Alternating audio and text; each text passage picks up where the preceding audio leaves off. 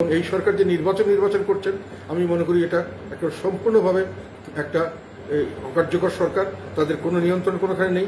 এখানে নির্বাচনের নামে একটা প্রহসন হবে। আর তারা তো তাদের যেমন সক্ষমতা নেই, একইভাবে বলতে হয় তাদের সেরকম ধরনের কোনো নিরপেক্ষতা নেই। রাজধানীর কাফরুলে জাতীয় পার্টির ইফতার অনুষ্ঠানে সন্ত্রাসী হামলার পর দলটির চেয়ারম্যান জিএম কাদের এক ভিডিও বার্তায় অধ্যাপক মোহাম্মদ ইউনূসের নেতৃত্বাধীন অন্তর্বর্তী সরকারের বিদায় চেয়েছেন। সেগুলোকে ওনারা বিভিন্নভাবে পৃষ্ঠপোষকতা করছেন। সরকারে তারা না থাকার পরও সরকারি সমস্ত সুযোগ সুবিধা নিয়ে তারা নির্বাচন সবকিছুর দিকে এগিয়ে যাচ্ছেন।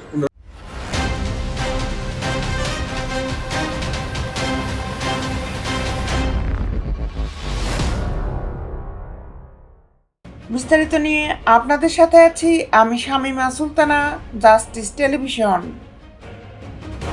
জিএম কাদের বলেছেন, আমরা মনে করি বাংলাদেশ একটা সমূহ বিপদের দিকে, ধ্বংসের দিকে ধাবিত হচ্ছে। যত তাড়াতাড়ি এখান থেকে উদ্ধার করা যায় ততই ভালো। তার প্রধান ও জরুরি কাজ হলো এই সরকার সরে নতুন করে সরকার আসা। জিএম কাদের বলেন, বর্তমানে আইনশৃঙ্খলা পরিস্থিতি এমন একটা পর্যায়ে গেছে যেটা বর্ণনার অতীত।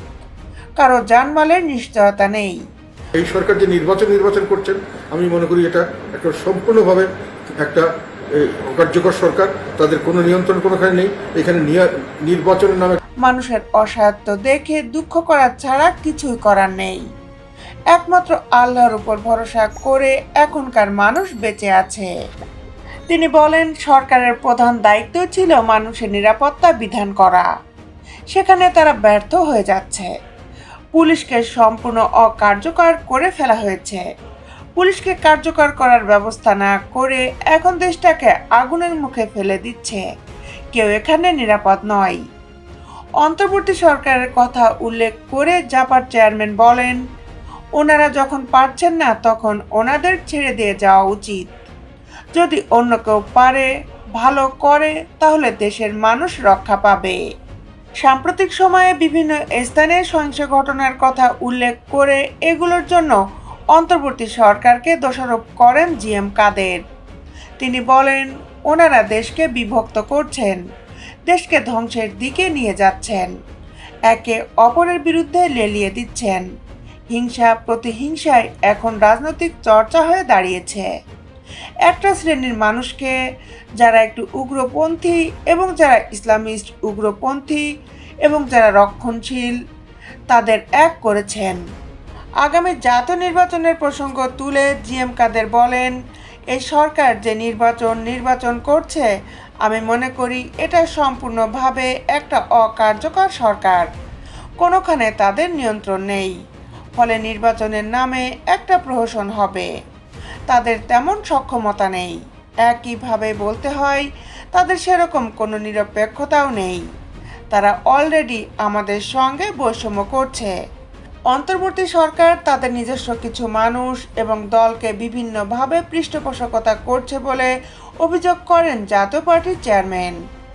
জাতীয় নাগরিক পার্টির প্রতি ইঙ্গিত করে তিনি বলেন, সরকারে না থাকার পরও তারা সরকারের সব সুযোগ সুবিধা নিয়ে নির্বাচনের দিকে এগিয়ে যাচ্ছে, রাজনীতি করে যাচ্ছে।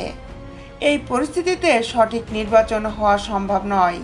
সংস্কার প্রসঙ্গে জিএম কাদের বলেন, সংস্কারের নামে ওনারা যে গান তুলেছেন, মনে হচ্ছে ওনারা সবাই বেশি করে ক্ষমতায় থেকে নিজেদের স্বার্থসিদ্ধ করা, নিজেদের দলকে শক্তিশালী করা, এটাই তাদের প্রধান উদ্দেশ্য।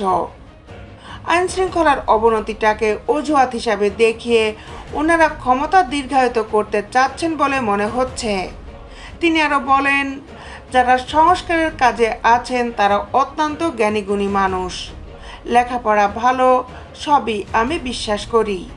কিন্তু একটা কথা বলতেই হবে, ওনাদের বাংলাদেশের রাজনীতি সম্পর্কে কোনো রকম ধারণা নেই। বাংলাদেশের রাষ্ট্র কিভাবে পরিচালিত হয়, রাজনীতি কিভাবে পরিচালিত হয় সেই সম্পর্কে বাস্তব কোনো অভিজ্ঞতা নেই। ফলে তারা যে প্রস্তাব দেবেন সেটা বাস্তবসম্মত হবে না। দেশ বিদেশের আপডেট নিউজ পেতে আমাদের সাথেই থাকুন। Justice television, Dhaka.